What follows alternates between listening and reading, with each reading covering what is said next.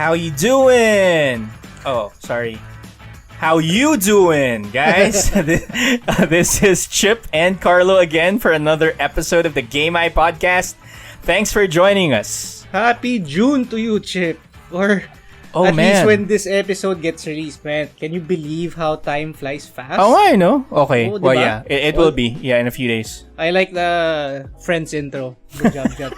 Also, pre, alam mo, isipin mo na lang na on one hand, right, we started episode 1 a couple of months back, and now, episode 15 na tayo. We have 15 episodes to boot. Yeah, I mean, the last time that we had was our 15th episode, right? That's what you actually meant. Yeah, actually, sobrang bilis nga. I mean, who knew it could be currently 16 episodes up, including this one at this point.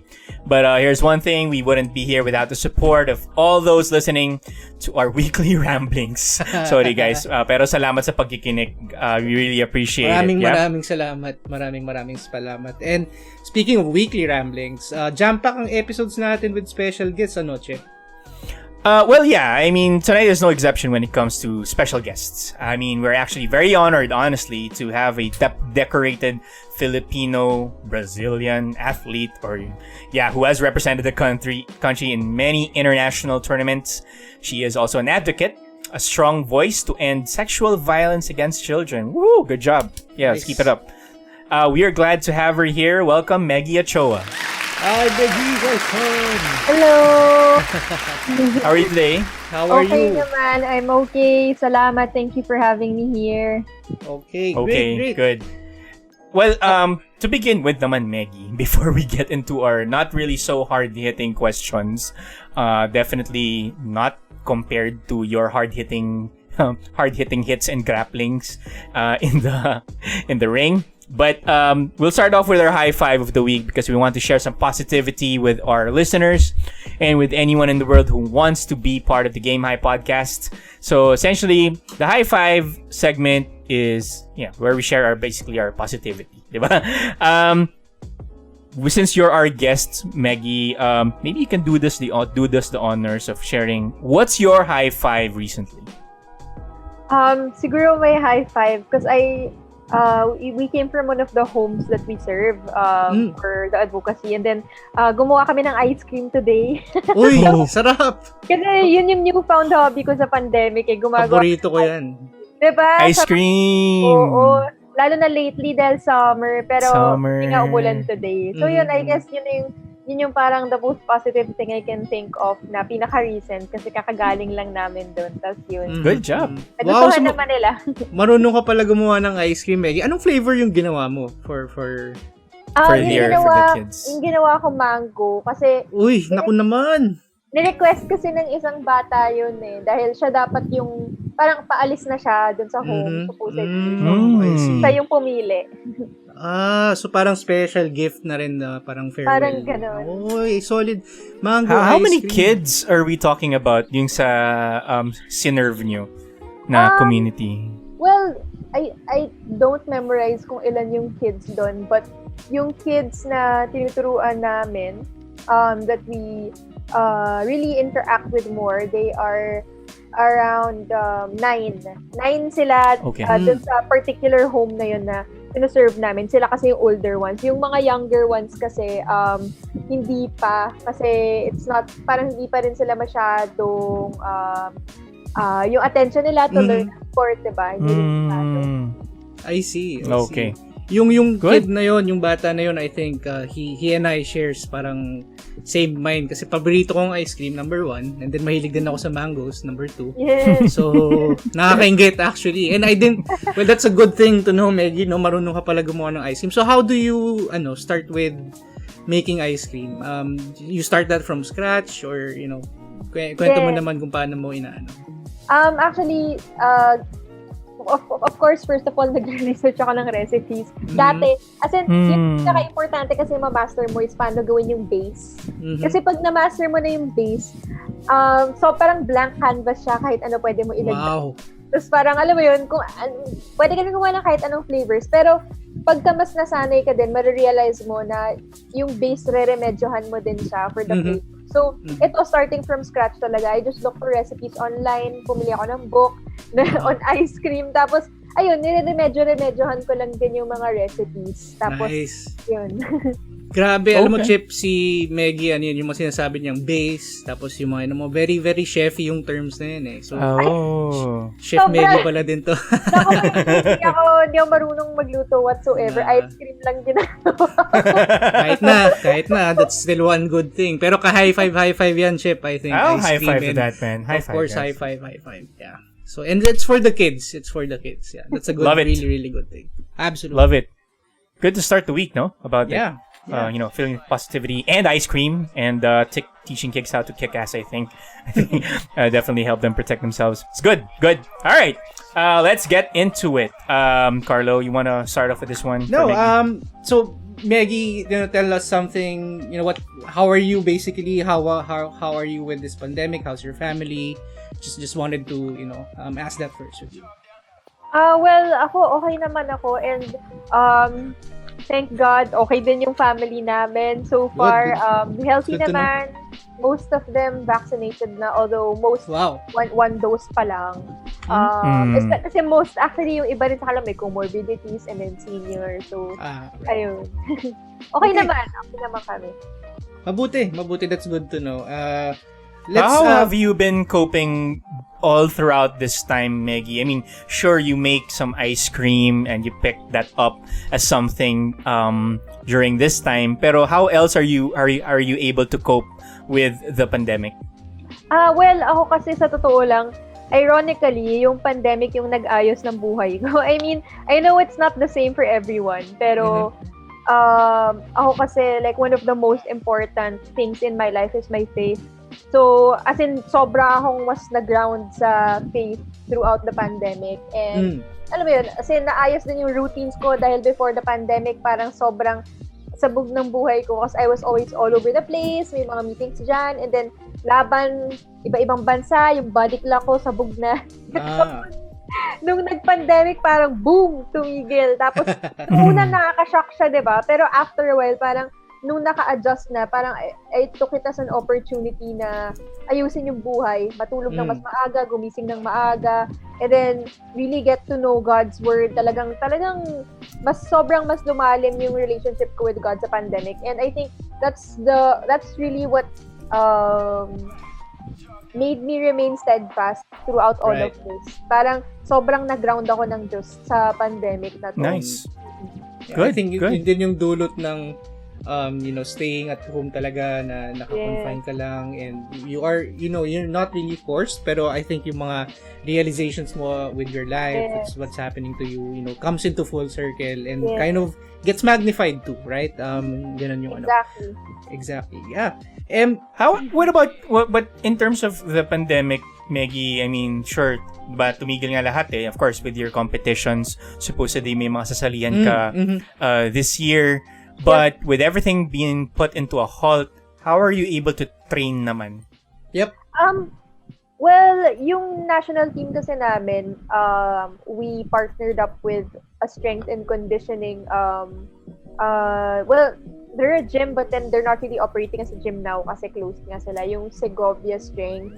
So they help us like keep our bodies like still in top shape.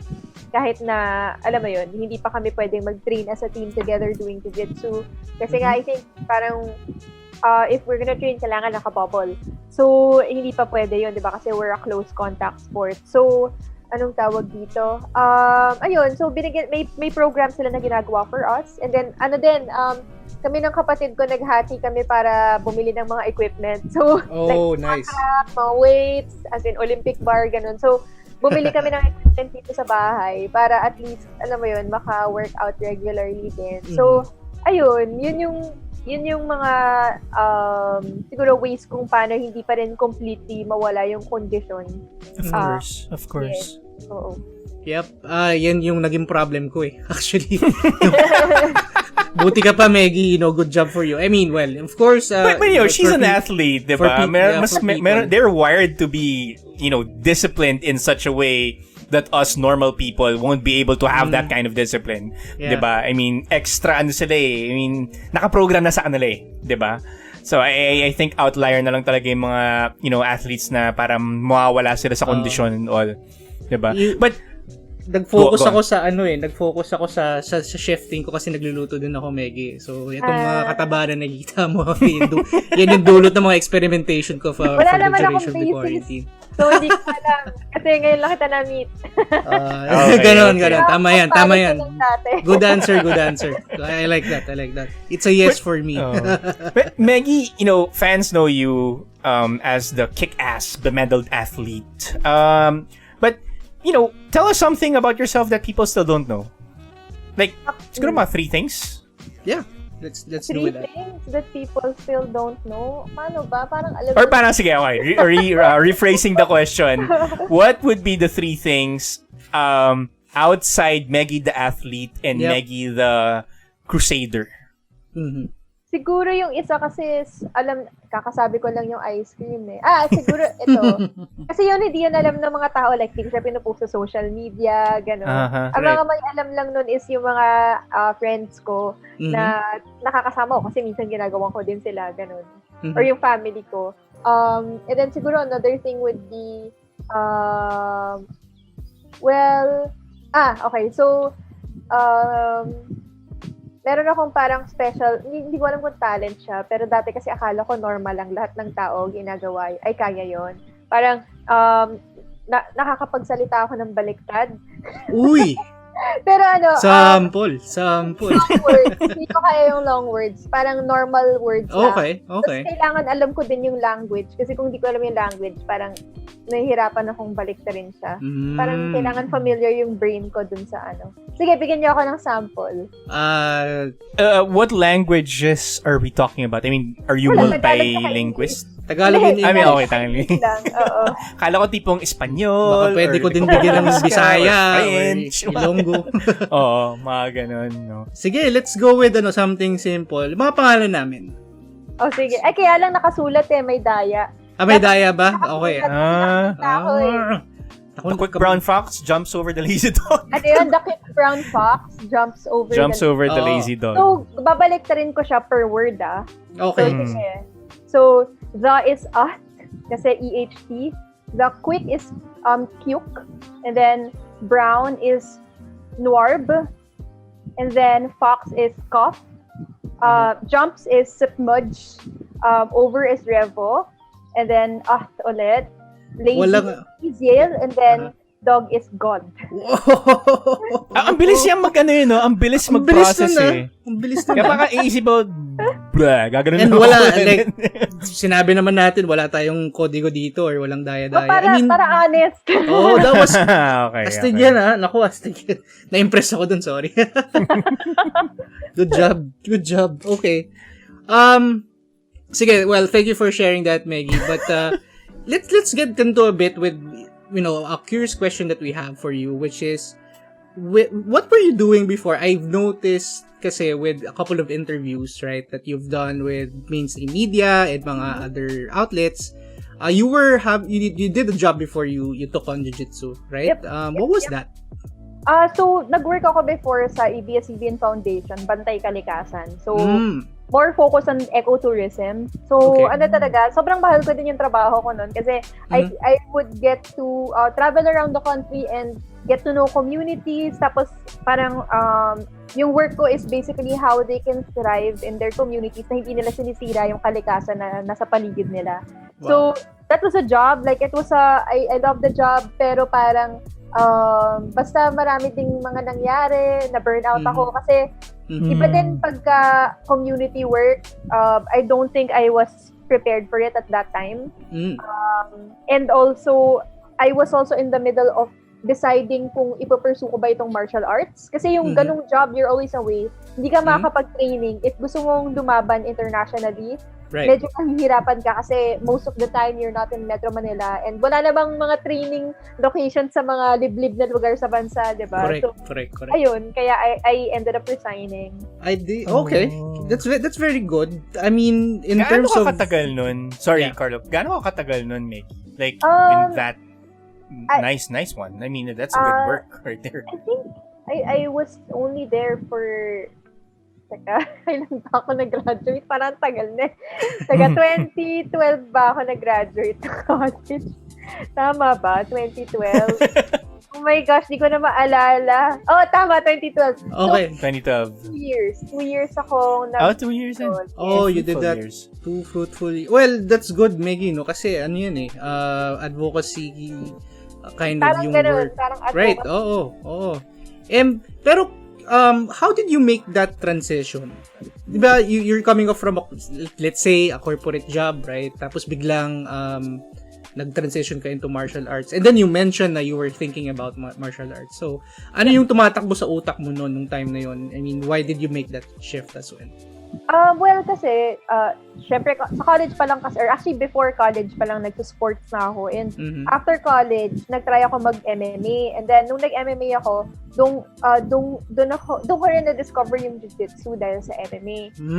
Doon ako MMA fighter. Pero kasi dahil maliit ako, tapos dati, mas magaan ako dati nung mas bata ako. So, wala pa akong weight class dati sa MMA. Parang masyado akong magaan. So, wala rin akong makakalaban. Kasi, I see. Delikado kung lumaban ako sa higher weight kung MMA. Right. Striking, di ba? So, kaya ako pinashift sa jiu-jitsu. And then, nung time na yon, nung nag-start ako mag-MMA, that was also the time na nag-start ako ng job. So, sabay actually siya nangyari. Okay. Kaya ako kino-consider yung martial arts kasi sobrang nagustuhan ko yung MMA. And because nag-varsity ako ng college, although ibang sport, track and field yung sport ko nung college. Because nag-varsity ako, sanay ako na pag nag-sport ako, lalaban ako. So, talagang I loved MMA so much. Gusto ko talagang maging MMA fighter. And yung jiu-jitsu din, after ko siyang matry, nung hindi nga ako makahanap ng mga kalaban sa MMA, tapos sabi, baka pwede ka sa jiu-jitsu. So, tinry ko jiu-jitsu, nagustuhan ko, and then, parang I wanted to take it to the next level. And at the same time, na nangyayari yun, na I wanted to take jiu-jitsu to the next level, doon din nangyayari at the same time na nababurn out na ako sa trabaho. So, parang nagsabay siya. So, parang sabay siya. Kaya dumating sa utak ko yung pag-consider talaga ng pag-pursue ng martial arts. I see. Pero, what was, ano yung naging hook sa'yo for jiu-jitsu? So, you were deciding, di ba? MMA, jiu-jitsu. Pero, bakit yun? Yung jiu-jitsu kasi yung maganda sa kanya. Actually, parati ko to sinasabi. Pero, okay. kahit maliit ka, pwede kang mag-excel. At actually, pwede ka rin makatalo ng mga mas malalaki sa'yo kung maganda yung technique mo.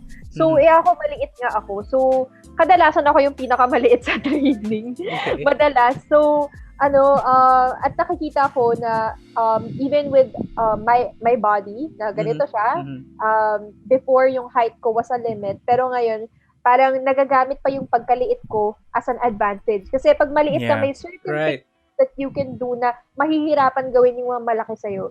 So, alam mo yun, parang medyo sobrang na-amaze lang ako dun sa sport ng jiu-jitsu. It's so versatile and dynamic. Tapos, hindi ka talaga mabobore or matitigilan or mauubusan ng matututunan kasi sobrang daming techniques and you can even innovate your own. So parang, actually, medyo nakaka-addict nga siya. Wow. Maybe if I start on that one, no, Chip, baka ma-addict din ako. Bagay, ka sa akin eh. Just kidding. Wow, Hoy, excuse me. Well, Meggie, aside from Chip's snide comment about our heights, kala mo kung sinong katangkaran. I'm not saying that. May mga... I'm not taking a swipe on her. It's about you. Okay? No, Maggie, our heights. No, just you. Sorry. Just okay, whatever. Conversation is with you and me on that one. Go on. Sorry. No, kasi Meggie, di ba merong, so, obviously, jiu-jitsu, may medyo, I would say, and let me know if you agree or not, na medyo scientific yung pagka-approach mo nun kasi ito yung parang martial art na, again, that you can, excel because of your height and stuff like that. Pero may mga ibang martial arts ka pa ba that you considered apart from that? MMA and jiu-jitsu? Yep. Actually, apart from MMA, jiu-jitsu. Kasi MMA, yung three main na natutunan ko was Muay Thai, wrestling, and jiu-jitsu. So, among the three, yung una kong pinaka nagustuhan was actually wrestling. Kaya lang, medyo pagka ikaw yung pinakamaliit, tapos puro lalaki, medyo madalas ako nai-injure. So, wrestling, tapos yung Muay Thai naman, okay din siya, pero somehow kasi feeling ko sa Jiu-Jitsu talaga ako na-lead eh. Alam mo yun, parang doon din talaga kasi yung may regular competitions eh. Kaya parang mas doon ako napadikit. Okay. Well, here's the thing about us, Meggie, no? Chip and I are probably the most non-athletic people that you'll ever meet. Right now. Right now. For Lalo na anyone, dahil sa pandemic. Thank you so much, COVID. Walang basketball, walang football for us. Even, yung talagang nilalaro namin on a daily basis or sometimes on a weekend. Anyway, if anyone is probably getting into martial arts or not familiar with martial arts, maybe our listeners, right, are wondering or hindi ganun familiar, ano yung unang bagay that you can tell us when getting into it? Siguro, when getting into it, kailangan mo ng open mind. Kasi, lalo na, medyo mas sa Jiu-Jitsu kasi ako familiar, di ba? Sa Jiu-Jitsu, you will be put in positions na sobrang awkward or weird.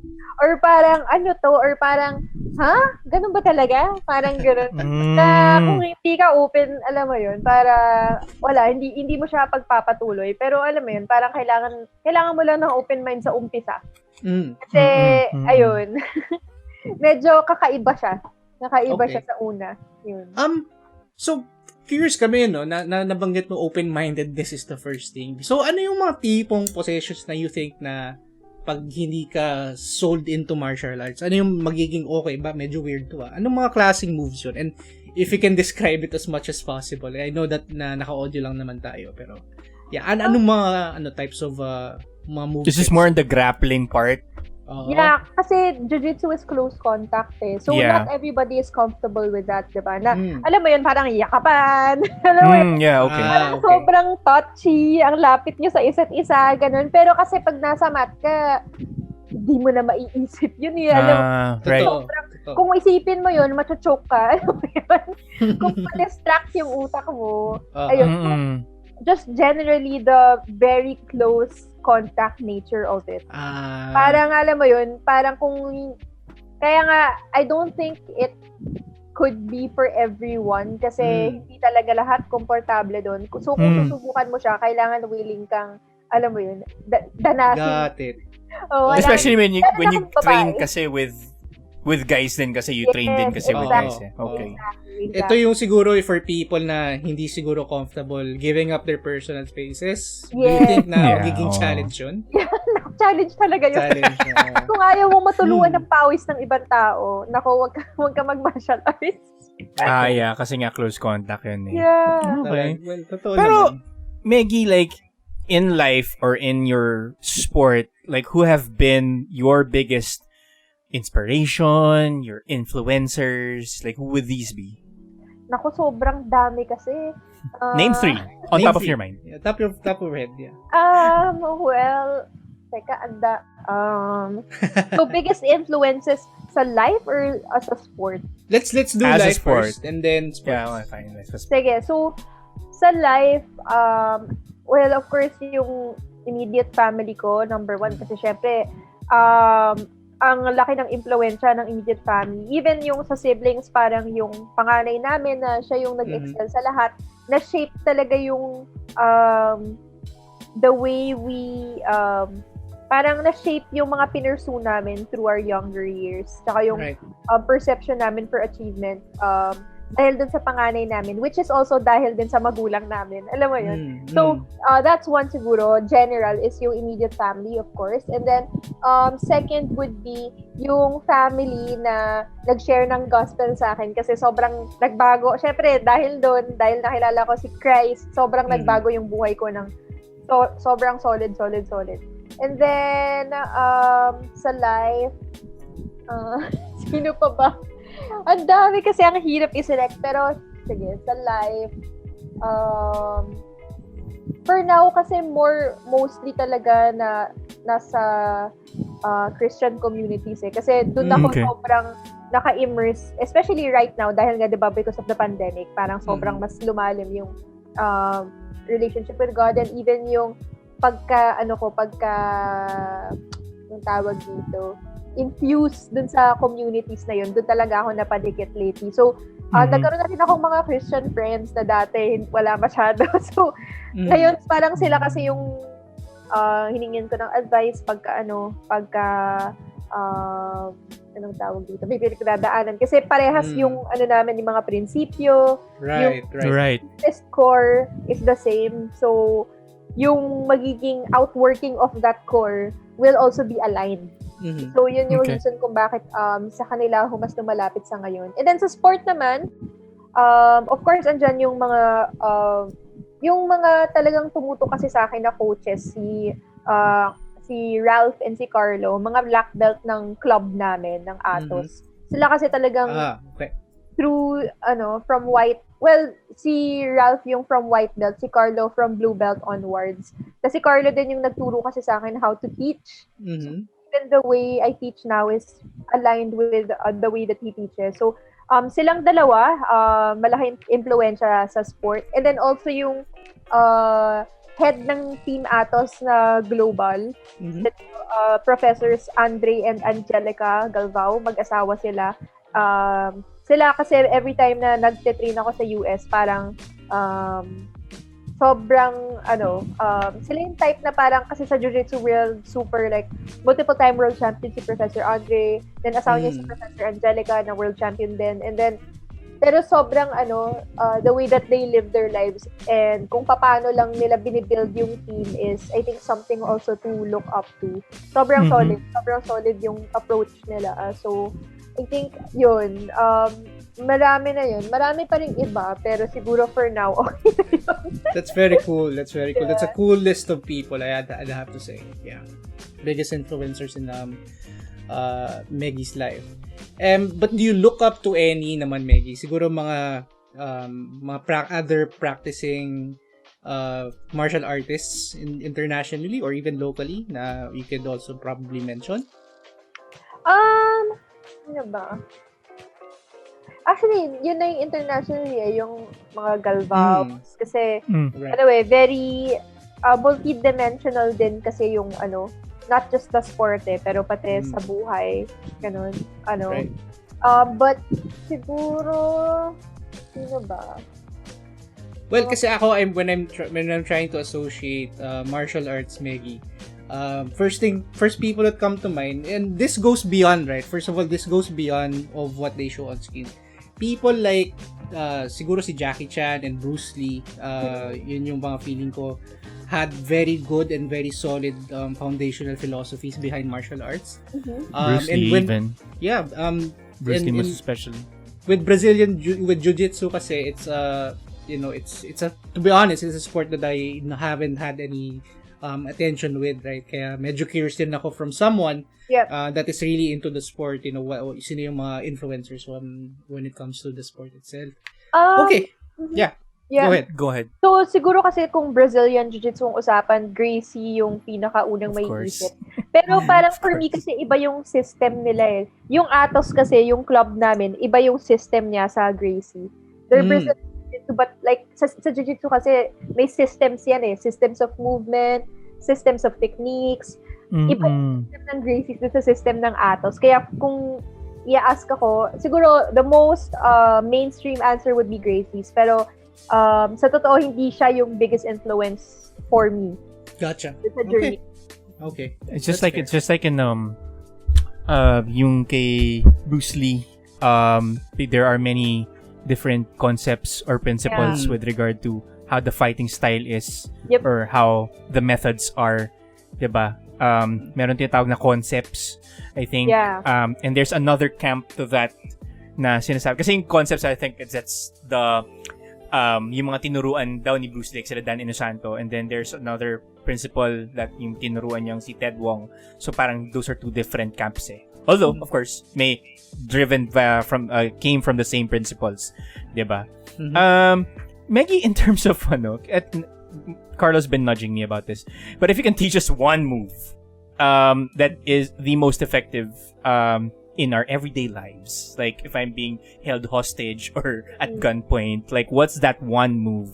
Medyo weird yung request namin, no, Meggie, kasi siyempre through audio tayo, number one, and we're doing it in Zoom. Pero if you can describe to us in detail yung move na yun, probably something beginner, right? Kung kunyari, kami naman ni Chip, di ba?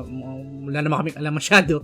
So, yeah, Teacher Meggie, what would be that move that you can teach us? Okay, so sa totoo lang kasi I'm not a self-defense expert sa jiu-jitsu. So, ano yan yung self-defense system, that's another system. Oh, interesting. Yun, system nila yun. May system sila for that. Sa Atos, it's more for the sport talaga. I see. Some of the movements in the sport can also be used for self-defense. But if I were to teach anything, I would say run. So, work on your cardio. Kasi, okay, isa sa mga, okay, ang isa rin palang malaking influensya sa akin, I don't know, si Erwin Tagle, MMA fighter siya, and familiar. Siya talaga, marami siyang experience sa streets. And then si Erwin, one time, nandun ako sa parang mga self-defense principles na tinuturo niya. Kasi siya, very practical yung experiences niya. Sobrang dami na niyang naranasan sa streets. Ako hindi, wala pa ako nakanood. Pero wala pa ako naranasan na nakanood. Oo, nakanood. Pero si Erwin, dahil marami na siyang naranasan, parang yung sa kanya is maging paranoid ka. Parang kailangan sobrang hyper-aware ka every time you're out. Alam mo yun? Kasi super important is yung presence of mind sa mga situations. Lalo na pag alam mo maglalakad ka sa gabi, mag-isa. Kailangan hyper-aware ka. Hindi kayong patingin-tingin sa cellphone, ganyan. And then, the best self-defense is avoiding the situation before it even happens. Alam mo yun? Kasi once you're there, next step is kung nandun ka talaga, kailangan mong tumakbo bago pa magkaroon ng contact. Right. Tapos magkaroon ng contact, ang goal mo is to escape, not to defeat the person. Kasi, alam mo yun, ang goal mo is kung mawala, tumakbo. Alam mo yun. So, which is the core of most of martial arts anyway, right? Is to avoid conflict in any situation. Exactly. Pero good. Gusto ko yung answer ni Meggie Chip to. Kung may conflict na ganyan, hindi, wag mo isipin yung move. Tumakbo ka na lang, pre. Well, yeah, I mean, in terms of getting yourself harmed, parang avoid the situation at all cost, diba? Kasi you don't know, like, malay mo, mas skilled pala yung hold-upper sa'yo. Or kung may weapon, even worse, diba? Yun, that's the point. Well, that, yung answer mo na yun, Meggie, it probably gives me a perspective. Personally, it gives me a perspective into the martial arts disciplines themselves, right? Kasi kung sinabi mong tumakbo ka at the beginning of any conflict, it doesn't mean na you're not, hindi ka skilled, right? Kasi most of all of the stuff na we see in the movies and film or whatever it is, media, whatever, lagi na lang lumalaban, choreography mga scenes. So, kala mo ganun yung totoong buhay when it comes to, like what you said, people that yung nabanggit mo kanina about real life experiences when it comes to street fighting. So, or the streets, these are actually very practical and very, nga naman, wala kang sentido kung magtukambo ka na lang. May sense. May sense. In other words. Let's talk about your competitions, Meggie. Try to touch that in a bit. Ikaw ba, do you have any rituals before a fight? Well, ako, again, grounded on my faith. Talagang, day before my fight, I make sure, well, actually, medyo violate ko na nga yung rituals na to. Pero, as much as possible, I try not to do any work. So, kailangan sobrang relaxed ako the day before. But I also have to keep myself occupied para hindi palaging nagpi-play yung competition sa head ko. Kasi when that happens, di ako makatulog. So I have to keep my mind occupied. And then I do that by spending time with God, reading the Bible. Parang worship ko lang si God, basically, the day before. And then, come the fight kasi, yung view ko, actually, sa paggawa ko naman ng lahat ng ito, parang worship siya. So, parang, even the songs I listen to, align doon. And then, of course, prayer, very, very, as in, essential yan. So, yung mga yun kasi, yung rituals na yun, that allows me to remember why I'm here, why I'm doing what I'm doing, and sobrang na-align yung perspective ko. Very clear. Hindi kasi ganun, I let the pressure get to me. Pagka nawawala yung ganong perspective. For sure. Outside pressure. Kaya yun. Pero in terms of that, like the day before, I mean, really goes to a day before. But in general, do you have like any superstitions as an athlete? Hindi naman superstitions, pero siguro one of the things that I do kasi is I like to always eat honey before a fight. Ay. So, hindi siya not so much a superstition, but because the sugar, yung Kailangan honey, low-burning sugar siya, it's not like yung refined Oo, sugar, diba? So, correct. number one is, sobrang dilat ng mata ko, yung presence of mind ko. Sobrang, yun nga, yung hyper-aware and presence of mind. So, baka pag maglalakad ka sa kalye, mag-honey ka muna para gising ka din, diba? Pero yun, nakakagising siya and hindi siya nagka-crash as fast. Right. Totoo yan. Not like Kasi mga slow sugar. nga eh. Para siyang natural na energy drink, no? Parang It's ganun. natural. I mean, it's natural. Yep. Do you take that raw? Maggie? Yes, raw. As in, I Ooh. chug honey and then water and then tatalon ako para ma-activate. Oh, interesting. Uy. Interesting. I know. I think I should do that before. Oh. Well, matagal pa naman babalik sa football or basketball, but yeah, I'll try to take that into mind. No? Ako, Yeah. try ko During mang gawin yan before a meeting, no? Mag-chug ako ng Kaya alam, honey. baka mamaya Medyo mali ata meeting eh. Ay, hindi ba meeting? Siguro interview or something like that. baka sobrang intense na ng ano mo. So, can you tell me about the question or a man? Just kidding. But Maggie, during a fight, what goes into your mind? Like, ano ba yung thinking process mo dun? Or meron bang thinking process? Or is there something like parang unconscious ka? Like, Or just parang wanna in the know zone about- ka na ba versus... I just want to know like what's the mindset there while when the referee says go for it or parang let's get it on. Well, in the best, kasi may mga iba't iba eh. Parang, when I don't perform well, it's because something is not right with the way I was thinking. Or because I wasn't thinking at all. Parang ganun. So, usually, yung negative is kapag name-mental block ako. Kapag parang nakakalimutan ko lahat, tapos parang I get stuck. And usually, that's because of something that happened before or because of a wrong mindset in terms of the preparation. So, yun yung nangyayari na mental block. But when it's, when I'm in the right zone, usually, ang nangyayari dyan is, I always think of whatever is happening in the present. Ano yung unang grip na kukunin ko? Parang yun agad, parang pagpasok ko sa mat, so before the match, always inisip ko, all for God's glory, all for God's glory. As in, sobrang inuulit ko yun sa brain ko. Mantra. Parang, maalala ko talaga kung para saan to. And then, pag nag-start na yung match, parang always iniisip ko not naman every single detail, but the first thing that I want to do is to, let's say, grab her sleeve and then sit down. So, that's the only thing that's gonna be on my mind dun sa first moment. And then, pag nangyari na yun, parang kailangan lang aware ka dun sa nangyayari. Parang super aware ka dun sa kung ano yung ginigrip niya, ano yung ginigrip mo, nasan yung foot mo, nasan yung leg mo, saan nakaturo yung ganyan. Alam mo yun, parang basta aware ka dun sa nangyayari. Kasi, pagka nawala yung awareness mo dun sa nangyayari, wala, mauunahan ka niya. Parang sobrang mind game siya. Sobrang mind game siya. So, grabe yung mental acuity na kailangan mo dyan, Grabe. That's what you call, Yep, Carlo, sobra. being in the moment, diba? May mga sinasabi silang ganun, being in the moment. Being in the zone, being in the moment, for sure. Yep. I mean, all athletes have there's a lot of studies then behind that, right? Yung parang mental state or yung state of mind that you're going to be in.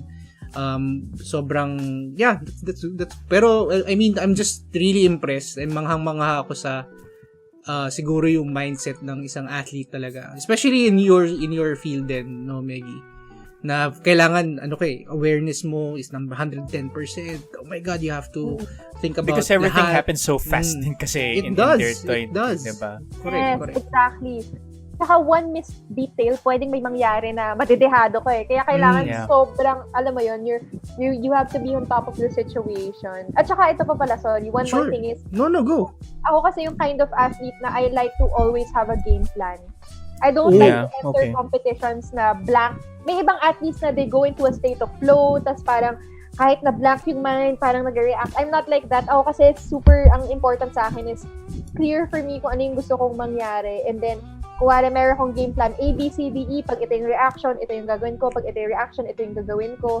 And then, yung coach ko rin kasi, yung si Carlo, parang ano rin siya very, tsaka si Ralph, they're the type na they really research my opponents. So, even before the competition, alam ko na kung ano yung techniques nila. So, may strategy na rin ako how to address those techniques. And then, even the way that they might react to my techniques, yun, parang naaral na rin yun. It takes a lot of studying. So, by the time na nandun ako sa mat, parang may game plan na ako in mind. Parang ganun. And by the way, Meg, yung mga game plan mo na yan has led to a lot of international wins. So, since 2014? Right, 2015, if I'm not mistaken. Yeah, oo. You've gone in a blaze of glory. I think the most recent one pa nga is with the SEA Games. Tama ba, Meggie? Yeah. Yun ang last competition, which was 2019 pa. 2 years ago. O nga, 2 years ago na pala. 2 years ago na pala yun. Oh my gosh. Tapos, baka yun na rin yung next kung manalo ako sa playoff. Oh yeah, because this year, di ba supposedly, ang SEA Games? Yes, meron. Sa November. November in Vietnam. Well, we're rooting for, congratulations first of all. And then, of course, we're definitely rooting for you as you take on the SEA Games. For sure, Meggie. And lahat ng mga game plans mo niyan, I hope it also leads to more and more victories, right? But I just want to emphasize, Carlo, sorry kasi hindi ko binubuhat yung bangko ni Meggie. I mean, she won't do that. But I just want to emphasize 11 medals, 5 gold medals in the SEA Games. So that's like no joke whatsoever. No joke. That's why it's really... One medal na nga lang, Carlo, feeling ko parang aligagaan na ako eh. I mean, times 11, that's Meggie for you. And then, apart from the SEA Games, it's other... Hindi ako ng medals na yun nasa SEA Games. Ay, hindi ba ikaw? Hindi ako yan. Sorry. Yung national team yun. My bad. My research is awful. Sorry, guys. Sorry. Yun yung napanalunan ng national team.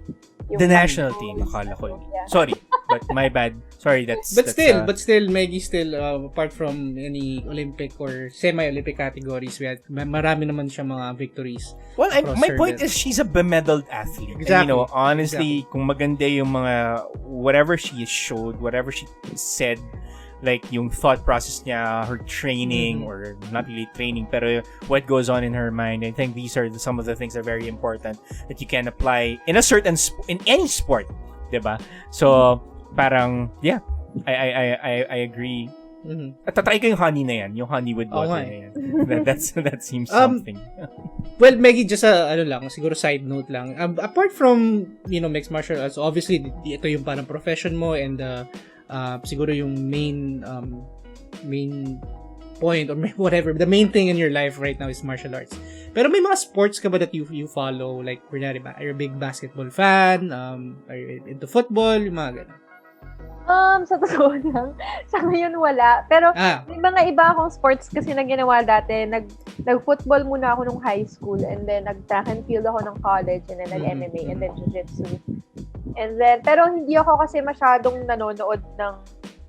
nanonood ba ako ng sports? Sa ngayon hindi eh. Hindi masyado. Hindi masyado. So, no NBA? Okay. No. Okay. But Meggie, how has your previous activities helped you as a fighter? I would say build up siya eh. Kasi sa sport, actually before I was an athlete, nag-ballet muna ako. And then, from ballet to football to track and field, bawat isa kasi natuto akong mag-commit. Alam mo yun, yung ipaprioritize mo talaga siya. Kahit may school ka, parang paano mo babalansehin yung oras mo, and then, na magte-train ka kahit pagod na pagod ka, kahit may exam ka. Alam mo yun, yung mag-commit, magkaroon ng disiplina, and of course, physically speaking, na-hone din yung iba't ibang bahagi ng katawan ko para by the time na I'm in Jiu-Jitsu, parang I had probably an easier time to adapt because of the exposure to these different sports. Right. In each sport kasi, diba may movements yan na ini-emphasize. Bawat sport, kung football ka, yung legs mo mas develop, diba? Well, yung iba namang sports like track and field, medyo lahat na develop kasi nag-iba-iba din akong events. So, ayun. So, nag-develop yung capacity for movement ng katawan ko dun sa iba't ibang mga sports aside from the internal benefits. Not to mention, being a ballerina, parang yun nga na mas naging mobile or flexible yung katawan mo And with all these things. We have finesse, 'di ba? And I think maganda yung mindset dun eh. I think the common denominator is developing that discipline, Carlo. Something that we both don't have. So, but into nonetheless, sports lang kami talaga. Sports lang talaga. Hindi, but I mean, that's a good foundation. Exactly. Ballet and track and field, those are mobility sports that we look into.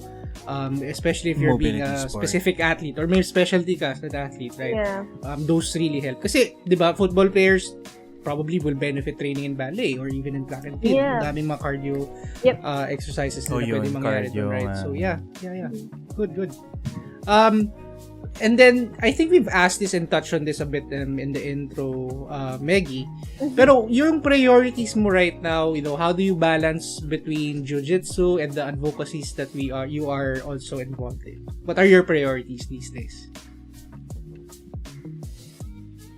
Well, of course, sa totoo lang, yung nagbabalanse sa akin ngayon kasi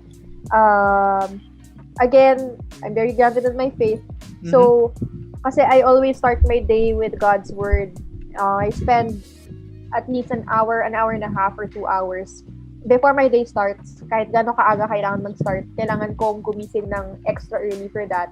And then, kasi pagka doon ako nag-umpisa, mas klaro yung mind ko, mas alam ko how much time I should spend in this, how much time I should spend in this. Kasi nalalagay ako sa mindset na, okay God, ang gusto kong i-pursue is kung ano yung gusto mong i-pursue ko sa araw na to. Hindi yung kung ano lang yung feel ko. Alam mo yun? Kasi in the past, parang kung ano lang yung feel ko, kaya parang I'm all over the place, nababurn out ako, tas alam mo yun, parang nagpo-pursue ako ng mga different things and I say yes to things na I'm not supposed to say yes to. Ayun, kaya ako na overload kasi medyo yes person ako. So, yun I think yung having the right perspective, knowing what you're meant to pursue and prioritizing that over other things. Kasi when you say yes to something, when you commit to something, you have to say no to other things. So, that's the way na kakayanin mong ipagsabay kung ano man yung commitment mo. Kailangan mag-no ka sa ibang mga bagay. Kasi dati, yes lang ako ng yes. So, I think that's one parang overarching thing that I do para mabalanse yung mga priorities. But I'm not a master at it. I still really struggle saying no to people. Sobra. Okay. Yeah, so we mentioned kasi the way you balance priorities because we wanted to shift towards yung advocacies that you are leading and having a voice in. Kasi we thought about this, Meggie. Jiu-Jitsu's one of the main siguro core principles, I wouldn't say it's a main philosophy, is again, like what you said, defending against larger, heavier opponents, right? By using either your leverage or weight distribution, which I think primarily has influences from judo as well, right? Ito ba yung pumasok sa utak mo when you started your advocacies, right? Defending children against sexual violence. Is this the parang main trigger? Well, actually, yung advocacy kasi, nung una, I had no idea what to do about the situation. Kasi may nabasa nga lang akong article. You've probably like seen this before. I don't know if you've heard of that. Yung may nabasa lang akong article on CNN and then after reading an article on that, yung tungkol sa bata from Mexico na na-rape siya 43,200 times. Nung nabasa ko yun and nung nabother ako, I had no idea what to do, to be honest. I didn't just think na, okay, I can teach jiu-jitsu to kids kasi self-defense siya. Parang hindi yun yung unang pumasok sa utak ko. Kasi I had to, alam mo yun, parang immerse in the issue muna. Get to know it more and also get to know the situation in our country. What are the needs? What is lacking? Diba? And how can my sport specifically serve this situation, 'di ba? And then it took like I volunteered for Philippines Without Orphans, yung non-profit kung saan ngayon kung saan ngayon nag-ooperate yung Fight to Protect, which is my advocacy. Right. Yung Philippines Without Orphans kasi in-immerse nila ako dun sa NGO world, and then pinakilala sa mga tao, and then tsaka ako nakilala yung home, yung Safe Haven Community Center and Children's Home, the first home na we serve. And yung naisip ko kasi was, yes, I know na Jiu-Jitsu is a self-defense, yun yung naisip ng mga tao, self-defense sport, but ang mas naisip ko is actually yung internal benefits not so much self-defense, but more on, I, as a small girl, have experienced the benefits of Jiu-Jitsu. The way that it has impacted my life. Right. I wanted to share that then with these kids who have experienced unimaginable trauma. So I want to share the benefits of Jiu-Jitsu to them. So benefits like not really so much the self-defense move of learning how to escape, but more on what happens to your brain or your mind or the way that you view a situation when you learn an escape from a seemingly impossible situation. For example, nakatrap ka sa sahig, pinipin down ka, pero sa Jiu-Jitsu, malalaman mo step by step kung paano tumakas sa pin down na to. And then, nagawa mo siya sa sparring. After mong magawa siya sa sparring, na akala mo wala ng pag-asa, ano yung magagawa nun sa mindset mo and sa sa buhay or sa sitwasyon mo, di ba? So, it was more that, actually. Not so much na because of self-defense. Yun yung mas naisip ko na mas magbe-benefit yung children that experience trauma. Of course. That's very, very interesting, Meggie. Kasi, let's unpack that, right? You had like a very thorough answer to the question. However, the article itself, right? And then the way you responded to it. First of all, let me just say my opinion about that article. It's unbelievable. Unbelievable. It's a number that you wouldn't expect, or you wouldn't really feel that it's true, even if it's reported by CNN. Yep. And it's sobrang oh my god, I'm struggling to find words because yun yung mga I think mga triggers ko din personally when it comes to sexual abuse, sexual violence, especially with children. Yep. Right? Bata. Exactly. We don't know why people act this way. And again, there's a lot of, madami namang mga professionals na gumagawa ng paraan para maintindihan yung mindset ito. Because like what you also said, right, which is very, very, very, very accurate, which is finding the root cause. So, I mean, so that's one, right? The other thing, Meggie, is, siguro, what was your sense of responsibility when you read that article, right? You delved into, fighting for this cause. So, saan nanggaling yun? I mean, why did you personally have to feel, I need to be involved? Yep. Yeah. Alam mo, sa totoo lang, nung binasa ko yun, hindi ko din maintindihan eh. Diba? I mean, hindi ko maintindihan first of all, hindi ko maintindihan ba't ito nangyayari, and hindi ko maintindihan bakit apektado ako. Kasi hindi ako nakatulog talaga. Tapos sobrang, I had to look up the issue. Kasi grabe, kung makita nyo yung OneNote ko. Yep. And meron akong parang notebook for that. And then, I really looked up, as in, nilook up ko yung different aspects of the issue. And then, globally, regionally, locally, as in, tapos parang, as in, sobrang, I couldn't understand why also. And then, pero I just couldn't, parang yung nararamdaman ko in that moment was, what? Nangyayari to sa mga bata ng mundo natin. And then, as I looked up more, parang sa mga bata ng bansa natin, talamak na talamak pala ito. So, correct. Nung nalaman ko kasi yun, ito ako parang atleta, pinaglalaban ko yung bansa, and then, ginagastos ko pa yung pera ng ibang tao. Kasi nga, before, di ba, crowdfunded athlete ako. Kumbaga, before ako maging national team, para makalaban sa World Championships, nagdo-donate yung mga ibang tao. So, parang, of course, malaking bagay na mag-uwi ka ng medalya, di ba? I mean, that's something that a country can be proud of, di ba? Pero, I just felt like there was something missing. Parang, it was actually that question na nag-lead din sa akin na mag-search, maging mas aware sa nangyayari sa mundo, na nag-lead din sa akin dun sa article na yun. Parang question of purpose siya. And then, yun, as I delved into the issue nga and found out na nangyayari talaga siya ng marami, as in, maraming kinds and ng very rampant siya sa bansa natin. And then actually, after lang din nung whole journey na yon, while it was all happening, tsaka lang din na-share sa akin yung gospel. And then, mas nagkaroon din ako ng journey of faith. Right. Nakilala ko yung Diyos. And then, dun lumawak kasi yung perspective ko na the way God works. Hindi aksidente na nanalo ka sa mga yan. Hindi aksidente na nabasa mo yung article na yan. Totoo. Parang, sobrang mas lumawak yung pananaw ko. First of all, alam ko na nangyari yung lahat ng yun kasi nalid ako na makilala ko yung Diyos. And nung nakilala ko yung Diyos, mas nakilala ko yung sarili ko, mas naging klaro sa akin na meron siyang specific na plano.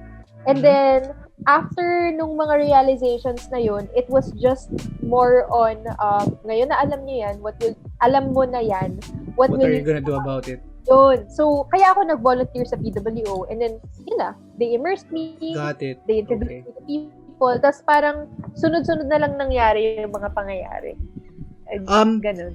So globally, mindset-wise, so that's like siguro one of the rare instances, Meggie, na people don't have the opportunity or any chance to really expand and understand their horizon. So kudos to you, first of all. Pero let's unpack this a bit, quite a bit.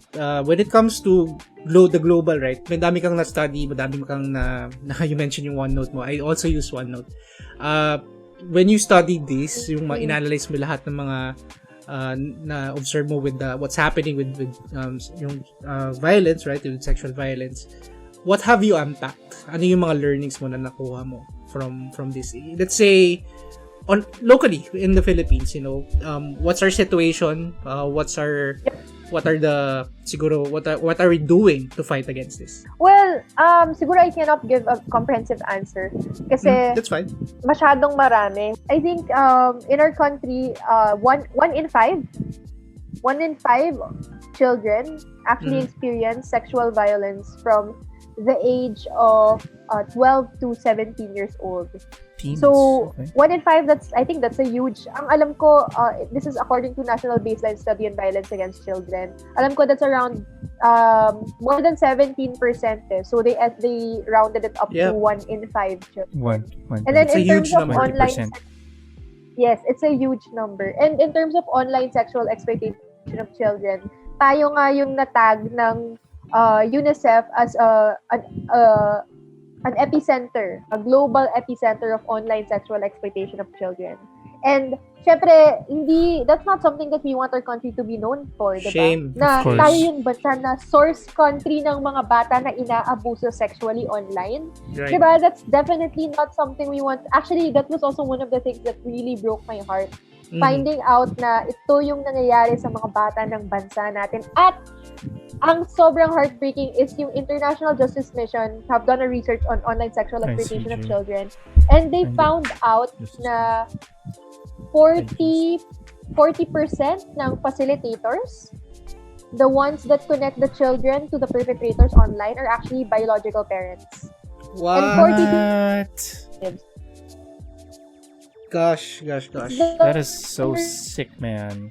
When we You mentioned about 40%, correct us if we're wrong, but 40% of the facilitators, which are biological parents, are the ones who are actually committing this?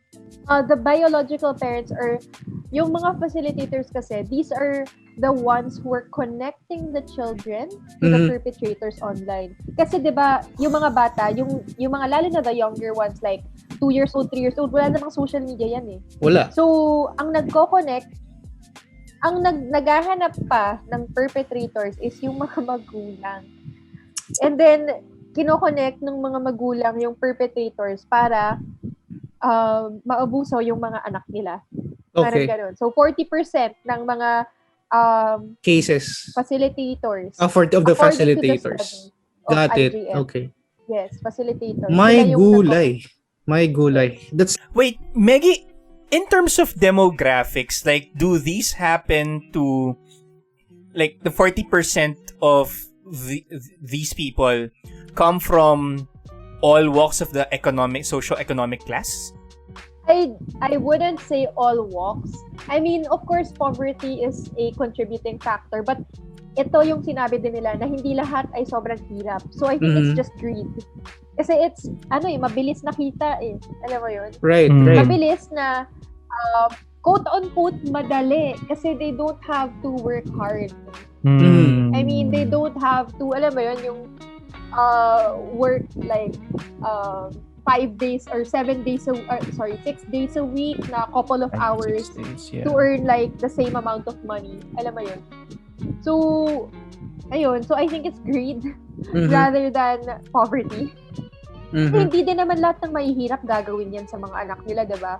Yung mga taong matitino naman mag-isip, kahit walang makain, never in their right mind would they ever think of doing that to their own children, diba? Well, it's hard to say anything after that kasi I really don't understand. Honestly, on a personal level, I don't understand why that's happening, first of all. Number two, why parents like that would have any condition ng utak nyo to exploit your own children. And for a quick buck? Come on. Give me a break. I mean, give me a f***ing break. I mean, oh my God, I'm so sorry. It's something that I've tried to understand kasi, background namin in Chip, we're both philo majors. We rarely delve into psychology. Pero, when we try to understand people's mindset, open, like what we said nga, nag-open up tayo ng perspectives, right? Maybe there's a perspective we don't understand about how these people think, but that's reprehensible, honestly. It's really, good Lord. And then you mentioned that Philippines is one of the biggest countries talaga, or the epicenter, the correct term is epicenter of having these online sexual abuse cases happening all over the world. Online and offline, actually. And online and offline. That's not something like that Meggie said. That's not something we want to be known for. Exactly. I mean, come on. Give me a break. This is so... Meggie, in your crusade, in your advocacy, who else are you coordinating with, collaborating, or who else have been involved in your fight against this very serious issue? Yeah, and when probably Meggie, what are also things that you are doing right now to address? Yeah, who's with you in this fight? With Fight to Protect. Who have been involved? Who are you coordinating with? Who are the different parties in this advocacy of yours? Mga ganun. Who have been involved in Fight to Protect? Yep. So, yun nga, yung mother organization of Fight to Protect is Philippines Without Orphans. And then, Philippines Without Orphans kasi it's part of a parang global organization called World Without Orphans. And the reason why orphanhood, kasi actually, if you guys don't know, most of the orphans around the world actually have biological parents that are alive. But they're defined as orphans kasi they're not in their families because of an abuse that happened. So, kailangan silang i-isolate from their family. Right. Or, pwede rin na, anong tawag dito? Yeah, so sorry. Yun yung one of the reasons, one of the biggest reasons is really abuse. I mean, not just the death of parents na yung typical na orphanhood na iniisip natin. So, karamihan ng mga bata sa mga orphanages or homes, kanyan, may buhay pa at least na isang magulang. Konti lang yung percentage ng parehong magulang ay wala na. Kaya it's really an intertwined or interconnected na issue. And also, ang mga orphans din ang pinaka-vulnerable to experiencing more of these kinds of abuses. So, what is that? Yung Philippines Without Orphans, World Without Orphans. And then, locally naman, we're part of this network called the Freedom Sunday Network, na isa siyang network of faith-based organizations na they do different kinds of work against, ito specific to online sexual exploitation of children. Parang dun sa network na yon may mga homes ito yung mga homes din na tinuturuan namin ng jiu-jitsu, yung mga nag-aalaga ng mga bata na nare-rescue. Then yung International Justice Mission, sila naman yung sa Freedom Sunday Network, yung main organization actually doon na nag-organize kasi they're the ones that really heavily do work against this issue. They're the ones that coordinate with their government, with the PNP to conduct the rescues, and then they're the ones that walk with the survivors sa mga sa mga court cases. So sila yung talagang more on yung rescue and then the legal aspect of it, making sure na justice is served. Kaya International Justice Mission. So sila, although it's not like a direct partnership with Fight to Protect, we're all part of this network called Freedom Sunday Network na iba't ibang kinds of work dealing with the issue yung ginagawa ng mga organizations dito. And then aside from that, we've also done I personally am an ambassador for Plan International. Isa silang child rights organization na may Philippine branch. Meron din kasi silang not for sale campaign. Ito naman focused on sexual exploitation of children, so not just online. And then aside from Plan International Child Rights Network, we've partnered with them then in the earlier days of Fight to Protect for their End Child Rape campaign. So in Fight to Protect, we don't launch our own campaigns, not so much. Parang what we do is we partner with existing campaigns, I see. networks, tapos parang nag-a-add lang kami ng the flavor na wala sa kanila, which is sports. Alam mo yun? Parang, sweet. Parang ganun. Nice.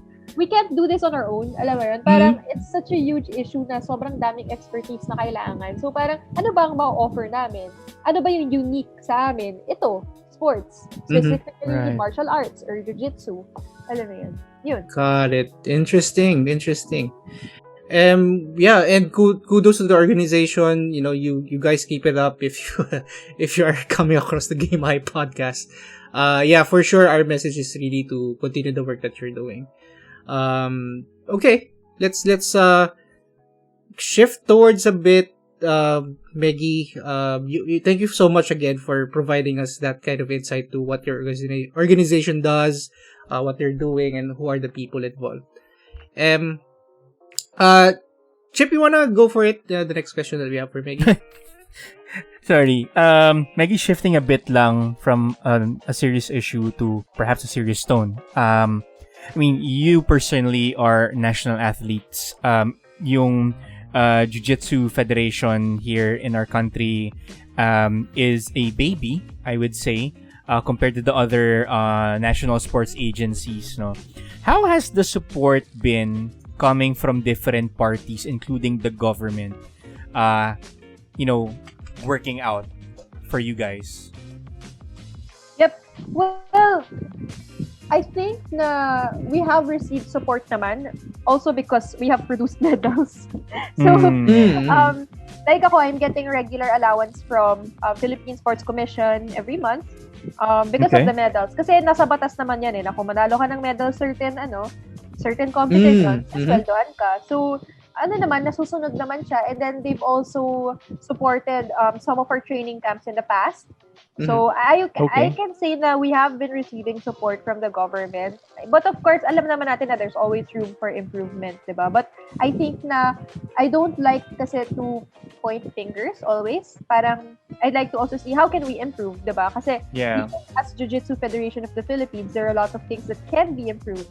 Kasi diba, NSA independent yan from the government. Parang it can run on its own. So, an NSA can also improve itself para hindi din siya super dependent palagi from the government. So, I would say na that's one thing na I would rather do, look internally and see how we can improve. Got it. What any private corporations or businesses that have been able to extend the helping hand to at least you guys in the federation or the national athletes in jiu-jitsu? Have there been I would say good Samaritans who have extended their helping hand? Actually, well, I'd start muna as an individual kasi for me yung most ng naranasan kong sponsorships kasi as an individual. Like, okay. in NLEX, nag-support yan sa akin. But more because kaibigan ng mami ko yung mga, yung mga officials. Tapos, hindi siya nahihiyang mag-ask. Right. So, yun, yung mga, NLEX or like a brand like Under Armour. But, more on as an individual. And yung Six Pack Chef, they actually provide my food every day, which is super helpful kasi quality siya. Tapos yung calories sila na yung nagbibilang. Pati yung mga macros sila din nagbibilang. So at least I can get quality food every day. And Six Pack Chef has also helped other athletes in the national team, especially leading towards the SEA Games. And until now, they're still supporting some of the athletes of the national team. But in terms of Jiu Jitsu Federation of the Philippines, I would say na this is one of the things that need to be worked on, yung sponsorship. But then again, even before the sponsorship, it's also like creating the brand. The brand of the actual federation, even a brand for jiu-jitsu as a whole in our country, which I think is not yet so developed. Parang that's something that needs to be worked on kasi before we can actually approach companies, we have to offer something, diba? Not just medals, but how they can benefit from it based on the way our brand is packaged. Okay. Yeah, let's do our lightning round, our quick fire segment, Meggie. So, medyo balik natin to a lighter tone yung usapan natin. Bigat honestly. Yeah. Ang bigat, I mean, you can tell the way, I mean, kung ano yung nakikita mo sa mukha namin right now. I'm really bothered about the situation, and let's probably try to connect offline of what we can do to support this. Pero sige, quick fire. So we have this game that we play with our guests. Carlo, please. I want to at least have a lighter naman.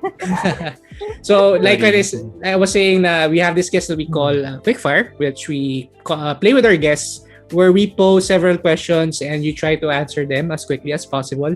Funny story nga, Meggie, yung mga past guests namin, kasi sa sobrang ganda ng kwentuhan, sometimes hindi nagiging quickfire. So, as much as possible, mabilis yung sagutan natin dito. And we will try our best also to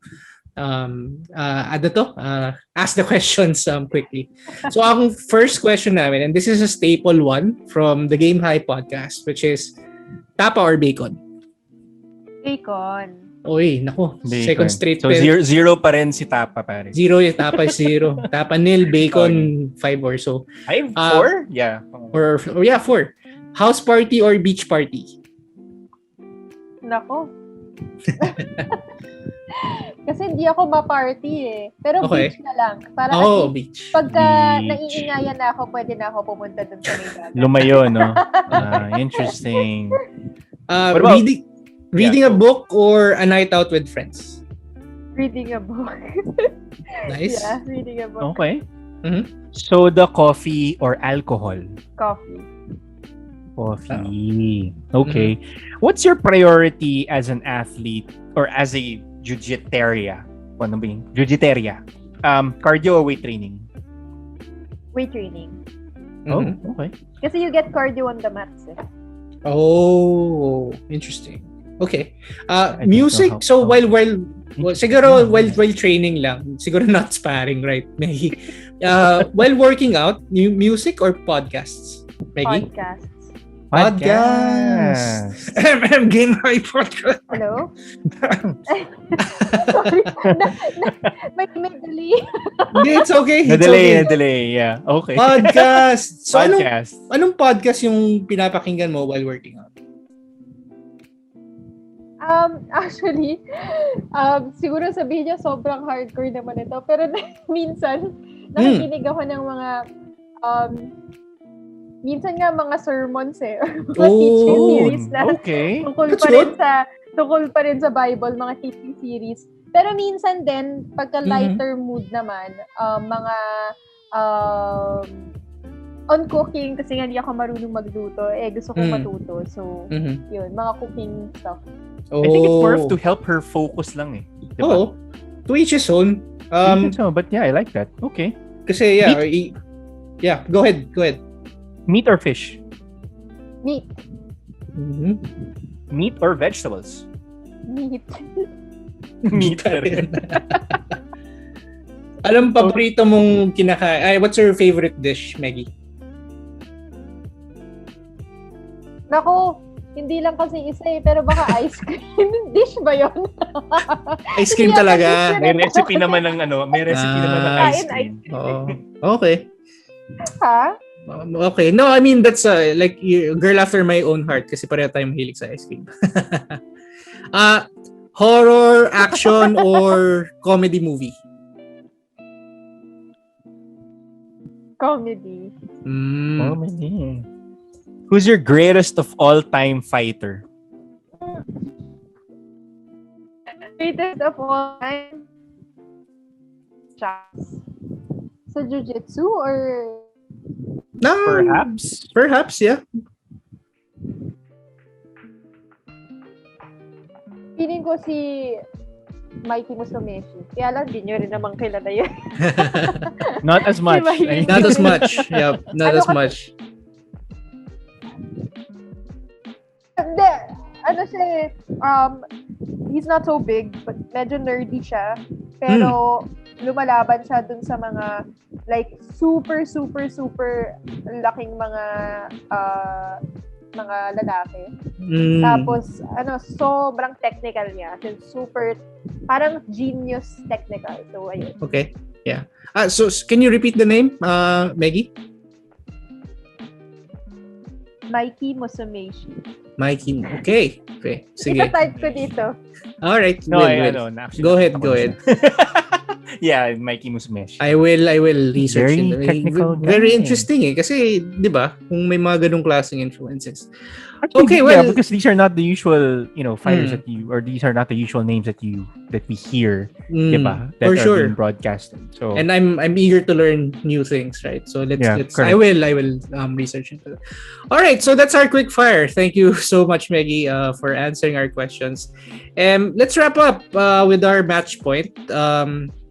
So like I said a while ago, what we can do is probably ask you a couple of questions. So the match point usually is a summary of what we talked about. Pero I think the most important things that we can at least end with today's conversation is number one, what can people do, Meggie, in terms of supporting your Fight to cause, protect. which is Fight to Protect. For our listeners who are listening to the podcast, what can they do? Okay, so first of all, if you'd like to know more about us, follow us on Facebook and Instagram. So just kung sa Facebook, just type Fight to Protect, which is spelled as Fight, Fight, number 2, Protect. Oh, okay. No space. Yun yung Facebook address namin. And then Okay. on Instagram, it's just Fight to Protect, spelled as fight, as in the word fight, and then 2 is spelled as TO on Instagram, and then protect. So Fight to Protect, no space, no symbols on Instagram. You'll find us. And then aside from that, actually right now, we're still very undermanned.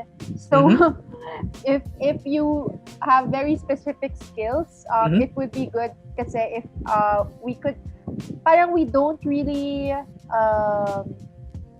like automatically dictate. Parang whenever somebody expresses the interest to volunteer, we ask them kung ano yung skills nila. So, like for example, kung yung skill is videography, then magagamit din namin yun, alam mo yun? Or Right. kung yung skill is graphic design, magagamit din namin yun. Or kung yung skill is social media, kasi now hindi active yung social media, kasi alam mo yun, hindi actually usually ako lang din nagpo-post. So, alam mo yun, kailangan namin ng mga people who can actually keep things going online. So yeah, dami admin work. So kung may mga specific skills kayo, yun, maraming needs yung Fight to Protect na ganun sa ngayon. Okay. So you can reach out to us. Okay. Well, the-trigger ako doon kasi nung sinabi mong underman, you're talking to 2 HR professionals. So, inisip ko kung baka may pipeline of candidates ang kailangan. But, okay. I think Carlo is more of spreading the word din Yep. diba? Raising it's not the really awareness. the way we do things as HR professionals, but it's really more of, helping them out initially. At least helping spread the word on Fight to Protect. And, our podcast can be can be a channel to that. It's one of Correct. the channels. Yep. One of the Diba? channels. Yep. Absolutely. Okay. Actually, last na lang, Meggie, with the Olympics coming up, and I know we all know that your sport isn't in their list of events, but what are we going to expect from Meggie Ochoa moving forward? Moving forward. So, moving forward, siguro kung short term lang, this year there's SEA Games kasi again, like in November. So, I'm not sure yet if I'm part of the lineup. Magkaka-playoffs kami with the national team in July. And that's when we'll know who will be sent to the SEA Games. Kasi I mean, more than one person is qualified for the weight class that I'm joining. Then aside from the SEA Games, next year there's Asian Games. So I think that's one major competition that we're preparing for. And then there will still be a World Championship this year. That's in terms of sports, and then in terms of competitions, and World Games pala also next year, 2020. Next year is like a huge year for Jiu Jitsu. So it is. Nangyayari next year kasi dahil din sa delay ng mga compet. Yeah. Oo. Sabay na sabay-sabay. So maghahabol ba? Yung ano? Yung Asian Indoor and Martial Arts Games, which was supposed to be this year, was also moved to next year. So it's gonna be the same year as Asian Games and World Games. So parang, whoa, ang dami. Okay. It seems like you have a very jam-packed schedule coming up for you. She's gonna be busy, diba, with all these things that she's being engaged with. So yeah, but all the best to your fights, Meggie. Definitely, we're going to root for you. Bring home that success that you've done in the past, and of course, both on and off the mat. Yep. With this especially with your fight to protect organization. So yeah, we'll definitely be right behind you on that. For sure. You have two people behind your mat, behind your ring already. Not the mat, on her corner. On your corner. Yeah, that's a better term. You have two people in your corner right now, Meggie. Especially again, like what Chip said, your advocacy, and of course your competitions coming up this year. And that's the bell. Thank you so much, everybody, for listening. And thank you, Meggie. What an honor for you to join us today.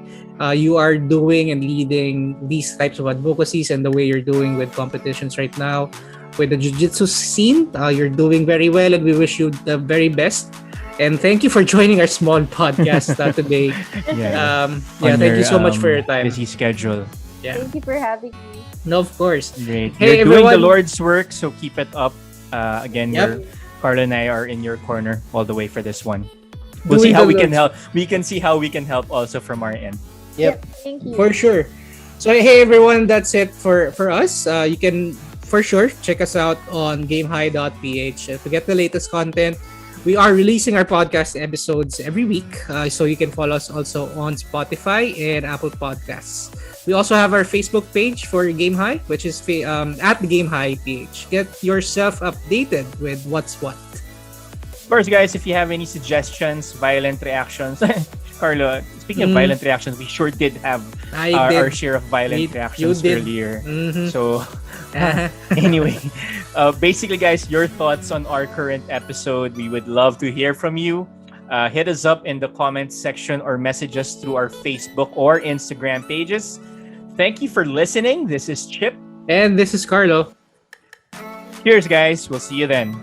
Ciao.